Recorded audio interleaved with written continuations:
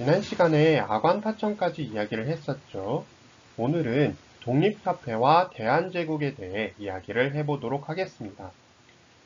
지금 표지에 보이는 사진은 몇 해 전에 선생님이 덕수궁에서 열렸던 대한제국 외국공사 접견례 장면을 촬영한 것입니다.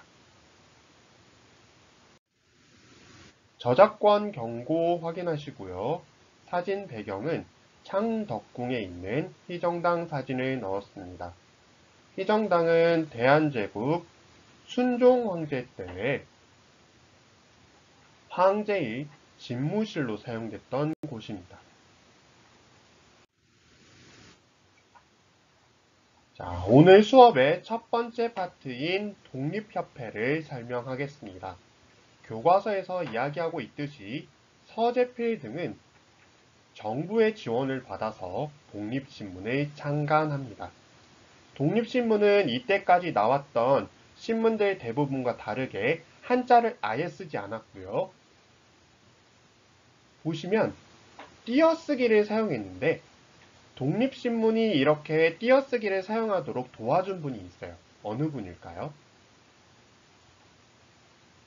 네, 맞추신 분들은 대단합니다. 바로 주시경 선생님 되시겠습니다. 그래서 다양한 논설들을 통해서 사람들을 깨우치고자 했고요. 그리고 외국 소식들도 간단하게 실어 놓았습니다. 그리고 또 한편으로는 영문판을 발행했기 때문에 우리나라에 대한 소식을 외국 사람들도 독립신문을 읽으면서 접할 수 있었습니다. 그래서 여러분들이 지금 보고 계시는 우리 신문이 한문은 쓰지 않고 다만 우리 글자로만 쓰는 것은 모든 사람이 다 보게 하려는 것입니다. 또 우리 글자를 이렇게 구조를 떼어서 쓰면 누구나 이 신문 보기가 쉬울 것이고 신문 속에 있는 말을 자세히 알아보게 될 것입니다. 라는 말은 독립신문의 제일 첫 권, 그래서 창간호에 실렸던 논설을 요약해 놓은 것입니다.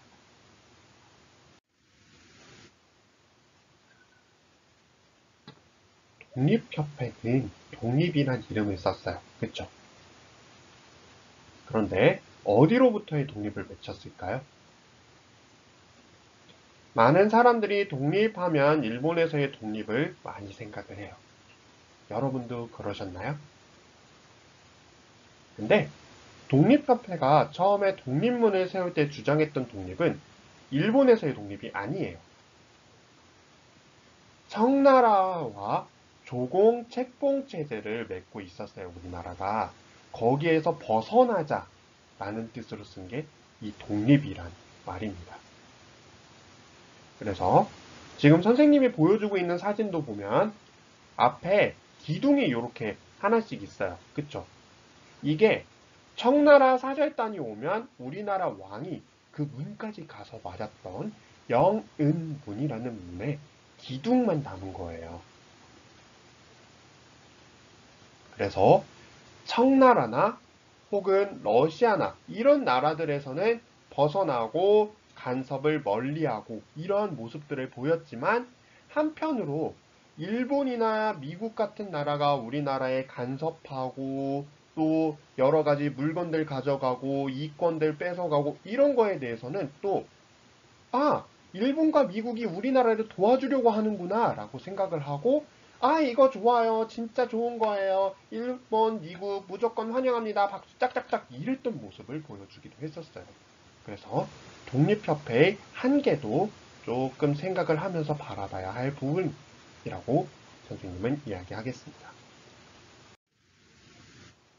그런데 독립협회가 언제 생겨났는지를 생각해보면 독립협회를 빼고 대한제국을 설명하기가 힘들고 대한제국을 빼고 독립협회를 설명하기가 힘들어요. 독립협회가 만들어진 게 1896년, 대한제국이 시작된 게 1897년입니다. 1년 차이죠. 그래서 우리 고종 임금님이 러시아 대사관 가 있을 때, 물론 러시아 대사관에서 모든 일을 다 처리한 건 아니고 러시아 대사관에서 잠은 자되 궁궐로 왔다 갔다 하면서 나라 정치를 했어요. 하지만 임금님이 러시아 대사관에 머물고 있다는 것 자체만으로도 우리나라의 이미지가 많이 떨어졌겠죠. 그래서 사람들은 임금님 아예 궁궐로 확 돌아오세요 라고 요구를 하게 됩니다. 이걸 사람들하고 같이 열심히 임금님 돌아오세요 라고 한 단체가 어디였다? 독립협회였더라 라는 거 알아두시면 되겠습니다. 그래서 고종은 덕수궁으로 돌아와요. 근데 많고 많은 궁궐 가운데 왜 자기가 떠나온 경복궁도 아니고 덕수궁으로 돌아갔느냐? 당시에도 지금과 비슷하게 정동에 외국 대사관들이 많았어요. 그래서 외교를 통해서 그 나라들이 우리나라를 도와주게 만들려고 하는 생각을 갖고 있었기 때문입니다. 그래서 1897년 고종은 나라 이름을 대한제국으로 바꾸고 황제의 자리에 오르게 됩니다.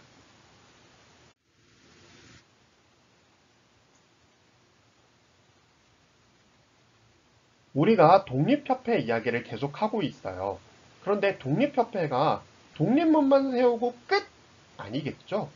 한 일들을 두 가지로 나눠서 살펴보도록 하겠습니다. 첫 번째는요, 우리나라가 갖고 있는 다양한 권리들을 다른 나라에 함부로 내주지 말자, 이권 침탈에 반대합니다. 그래서 러시아가 우리나라에 요구했던 섬 중 하나인 절명도라는 섬을 주지 말자라고 이야기를 합니다. 러시아는 석탄 저장고, 그래서 당시 배들은 석탄을 태워서 그 석탄을 태운 거를 가지고 물을 끓여서 거기서 나오는 김, 그러니까 수증기를 가지고 배를 굴렸거든요. 그런데 러시아는 얼지 않는 항구를 계속해서 찾아요. 얘네들은 나라가 추운 나라라서 겨울철만 되면 바다가 얼어요. 그러다 보니 얼지 않는 항구를 얻어서 여기저기 찾아다니고 있었고 우리나라에 석탄 저장고를 짓기 위한 용도로 저령도를 빌리면서 더 많은 곳에 자기네 배를 보내려고 해요. 여기에 반대하면서 독립협회는 만민 공동회를 모읍니다.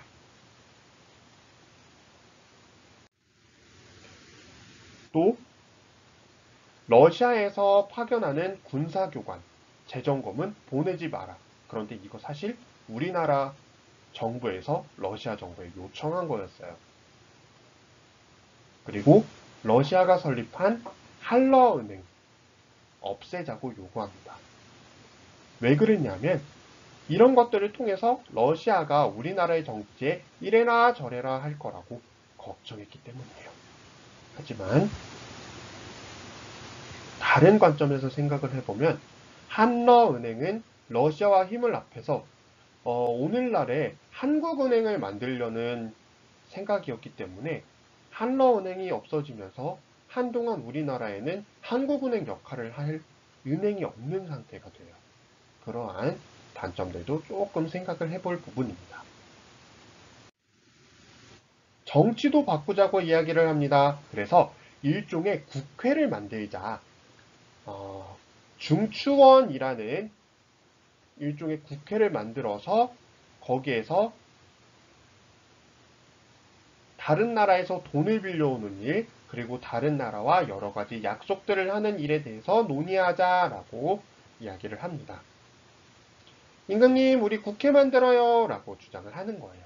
이걸 어디서 했냐 하면 바로 관민공동회에서 합니다. 그래서 교과서 171쪽을 잠깐 보실까요? 교과서 171쪽에 보면 헌의 6조라는 걸 내세우죠.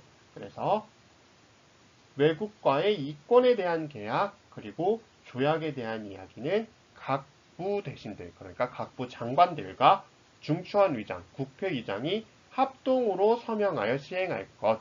그래서 같이 사인하고 도장 찍은 거 아니면 그 일이 이루어질 수 없다라고 주장을 해요. 그리고 예산은 국민에게 투명하게 공개하거라.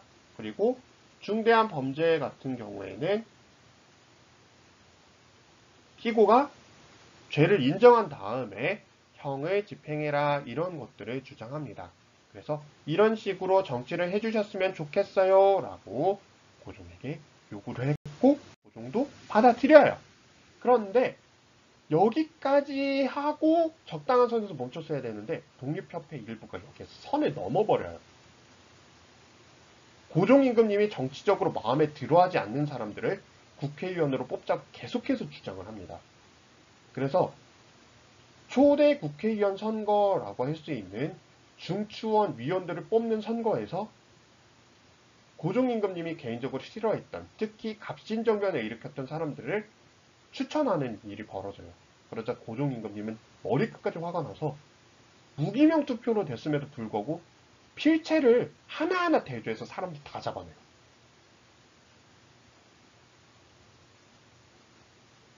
그리고 더 심한 경우에는 임금님을 몰아내고 대통령이 있는 나라를 만들자 이런 과격한 주장을 하는 사람들도 있었어요. 그러다 보니 독립협회에 반대하는 사람들에게 기회를 주게 돼요. 그래서 독립협회에 반대하는 사람들이 임금님한테 몰려가서 독립협회에 쟤네 이상한 애들이에요. 임금님을 물리치고 자기네들 마음에 맞는 대통령을 세우려고 한다니까요. 라고 주장을 하면서 임금님이 쟤네들 그럼 다 없애버려. 저 단체 두 번 다시 못 모이게 만들어. 라고 하게 되는 거죠. 여기에서 독립협회는 끝을 맺게 됩니다. 하지만 다양한 만민 공동회 속에서 토론회를 주최하면서 사람들을 깨우치려고 했고 사람들의 의견을 정치에 반영하려고 한 점은 크게 인정해 줄 수 있어요.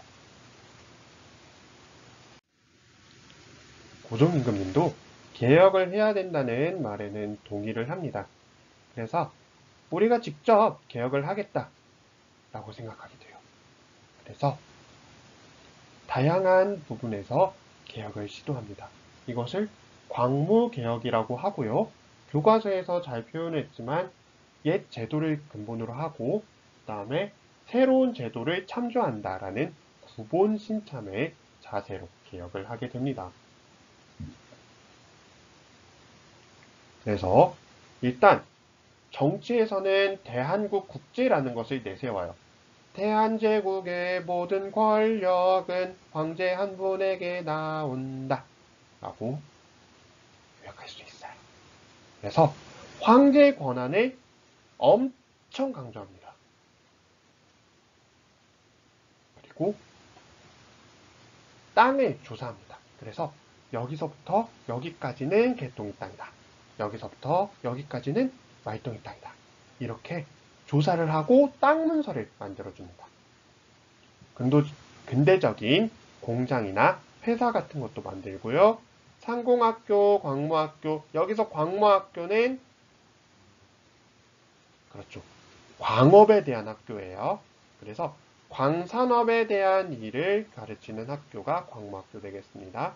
이런 기술 전문 학교들을 세워서 경제적인 상공업 전문가를 만들어내고자 했고요.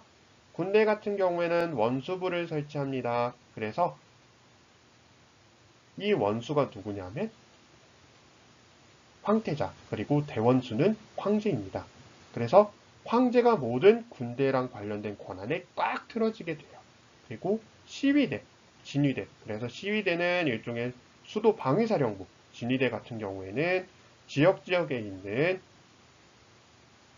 군사령부가 될 텐데 이러한 병력들을 누가 이끈다? 황제가 이끈다. 라는 거. 그리고 다양한 근대 시설들, 예를 들어서 병원 같은 것들을 늘리게 됩니다. 대한국 국제 살펴볼게요. 대한국은 세계 만병에게 공인되온 바 자주 독립하온 국가이니라.